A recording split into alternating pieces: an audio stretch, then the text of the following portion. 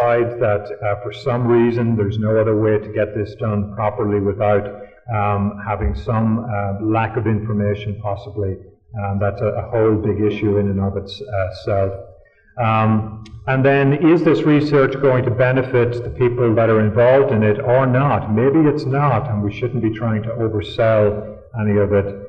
And then other complexities around culture, gender, religious aspects of the study. So in summary, I think these 7 principles provide some general guidelines, but they have got to be incorporated individually into the projects. What it should make very clear, I hope, is that research ethics is not a form you've got to fill out, an approval you've got to get once you've got your project figured out. That all of these things are going to require the researcher to think them through right from the very beginning of the idea they have for their research question. Research ethics should be something that infuses the whole project from its design and implementation all the way through to its dissemination and the reporting of what has happened and the following up of the participants.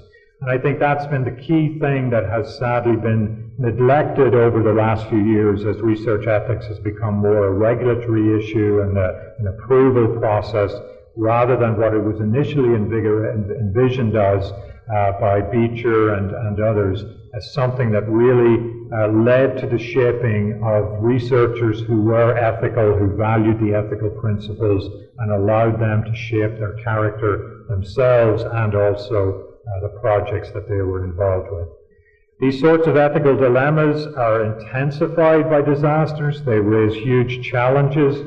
Ideal solutions often may not be found. I think this is again a limitation with Western ethics, that it seeks the one ideal answer that has no ethical complexities. I think sometimes in a disaster setting, the most ethical thing is the least worst option that's available, and that can be challenging. But ultimately, research can be done that can uphold the dignity of those even in very undignified circumstances. I think it's interesting that Archie Cochrane himself got his kind of taste for research as a prisoner of war in a concentration camp that was extremely undignified. But he found that by starting to collect data in the midst of that camp, when he could do little or nothing for his fellow prisoners, that there were ways he could collect data that would guide him in the ways that he was able to respond to his fellow prisoners, that was the best evidence available to him at that particular time. So I'll just leave you with a couple of other resources that are available in this area that have been developed out of our project, and I'd really thank you for the chance to talk to you about this.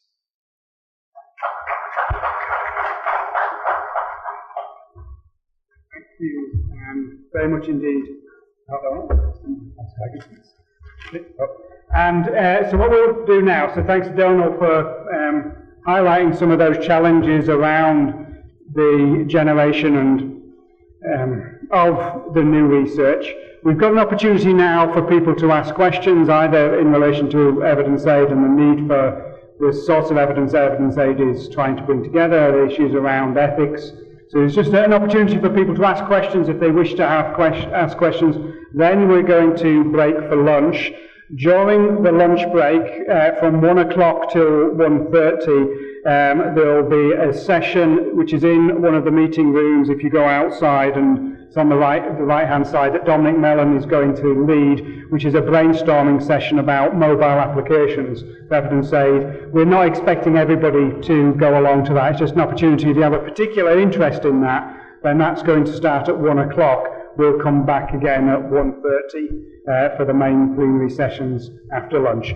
But we have a couple of microphones. Does anybody want to make a point or ask a question in the time available now before we go outside for our lunch?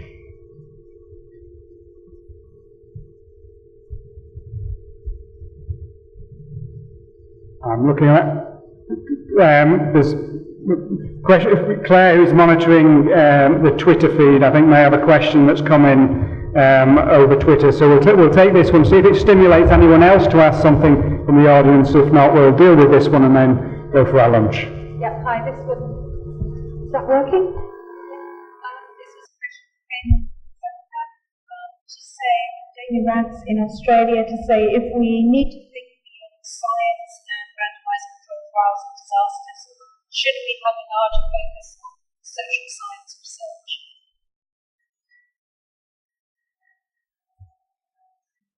Well, it's not, looks like the listener has misunderstood that we want to move away from RCTs. Question is whether RCTs are the most appropriate way of gathering evidence and information about disaster healthcare research. And it turns out that may not always be visible. And definitely there is a great case, and a lot of qualitative research methodology have been used in disaster research. In particular, I came across a paper by Brenda Phillips. She has actually traced the history of growth of qualitative methodology in the context of disaster research. It turns out that a lot of disaster research has been using qualitative research methodology. Now the challenge is that how do we achieve credibility? Because one of the problems in qualitative research methodology is that a lot of research papers turn out to be poor quality, poor, not so credible, and not so rigorous. So, so one needs to develop, indicators of how to figure out that the qualitative research methodology used is credible, the evidence is of high quality. That's the major challenge. No doubt that qualitative research methodology has a lot of importance. Thanks very much, Prasanta, for answering that. And just to add to it, I'll take another question from there in a moment. Just to add to it, it's one of the challenges of bringing in that sort of research will be the ability to systematically review that. And I would encourage anyone who is staying on for the Cochrane Colloquium proper is the qualitative methods group will almost certainly be represented during the colloquium, and they are trying to meet some of those challenges about how do you appraise the quality of the qualitative research literature, how do you systematically review it so that it can be used to inform decisions and choices about the interventions, actions and strategies in routine health, social care, social work settings, and also then in the disaster and humanitarian sector. So I'm going to take one question from there, then one from there, and then we'll stop for lunch. So in the middle. Yeah, good afternoon, sir. At the time of assessment, so this rehabilitation and reconstruction. Could you move the microphone away? Because I'm not hearing it, and I'm sure no one else. Well, I am hearing it, I'm just hearing it too loud. Try again. Stage of rehabilitation and reconstruction. One key area we are missing is the impact on water system, particularly the salinity. If we don't look for that, whatever the development we are planning, reconstruction we are planning, still the area is much influenced with the salinity, particularly the groundwater, which affects a lot on the production of your agriculture and the quality of life. I think that need to be added in the planning for the reconstruction or the rehabilitation.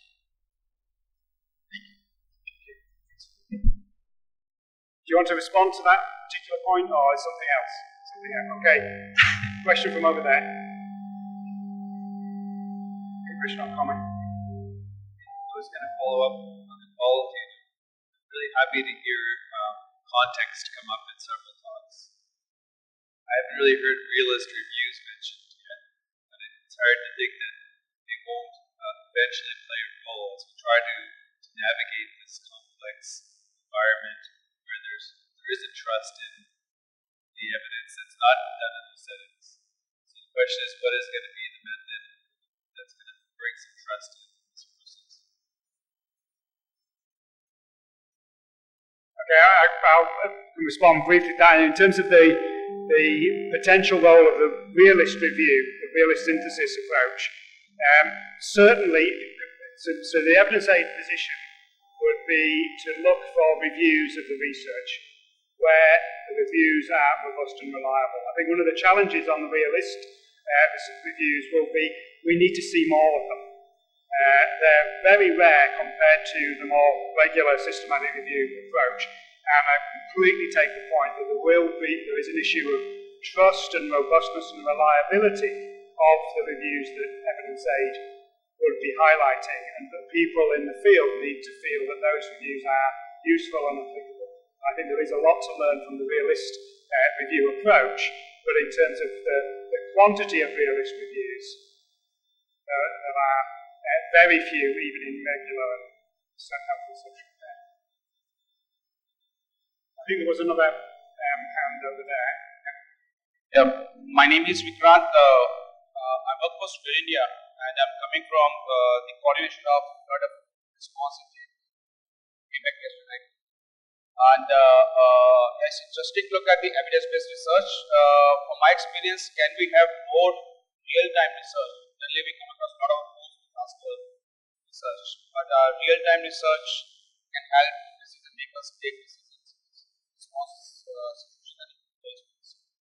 Maybe very specific I see is in the flood response to J&K now, there is a lot of information required to be taken on the health surveillance so that the state authorities can take appropriate decisions. That's the information. That's my experience. Okay. Again, I'll respond briefly to that. I mean, clearly a highly important area is to be gathering the data as the event is happening. And whether or not this is a role for evidence aid or it's a role for evidence aid and other partners, is that data gathering is increasingly taking place. But I think one of the challenges that those of you who are involved in policy and response will be aware of is that the quality of that data, the sharing of that data are massive challenges. And whether that's the role of evidence aid or the role of partners, somebody really needs to come to terms with how can we gather the data on the ground so that we know what the size of the problems and where the problems are. I think evidence aid is very key. Remember the slide I showed of the different sources of knowledge. We're very key to be working with people that are generating reliable knowledge of what in normal healthcare we talk about as the burden of disease. The burden of disease in the context of the disaster humanitarian sector is what are the problems, where are they, how big are they? And then projects such as Evidence Aid can contribute by saying, what might you do to alleviate those problems? Yes, to add to that. One thing is, of course, real-time monitoring is very important. Real-time monitoring of the events in the area and those people who are responding. But in addition, another important intervention could be that real-time querying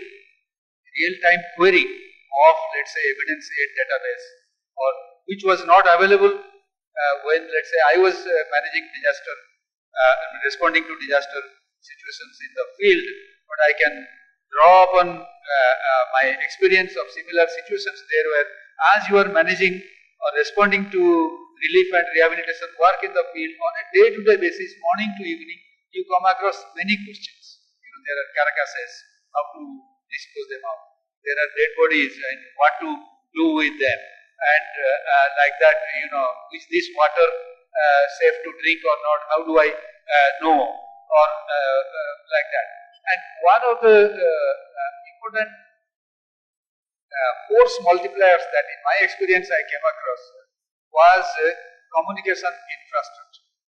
That if you have multiple communication infrastructure, then actually you can tap into a lot more resources as opposed to only the official communication infrastructure.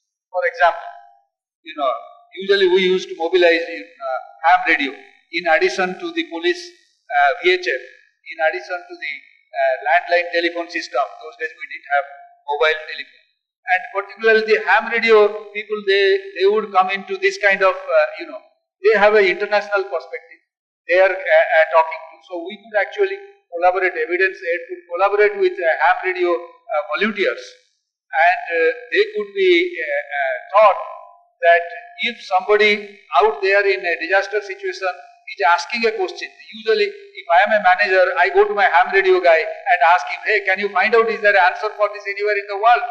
And they would talk to their colleagues all over the world. But somewhere we need to provide a bridge between the ham radio network and the EvidenceAid database, so that they are able to query and again go back. And I have at least benefited like this in real time. In half an hour, 1 hour time, I have got answers to my questions, and it has helped me manage and respond to situations. So it's a very valid. Thank you. I think the need assessment, we realized that most of the interventions in disasters are prepared. So they are prepared even before the disaster happens. So my struggle is that the really data collected may not have a lot of impact on the cost of interventions, unless there is something fatal that is happening. Otherwise, information is used for evaluation and after the intervention. So I don't see the value of that, or the practices and disasters that a lot of interventions are prepared before even the disaster happens. So that's, and for the realistic reviews, I'm really interested in them because in the Center for Global Health in Trinity, I'm the only one who believes in systematic reviews of crime time, and the majority of people are social sciences. And every single Tuesday, we have those big discussions. And one day we were trying to invite someone who is autism realistic reviews, and the lady, she presented for about 5 minutes.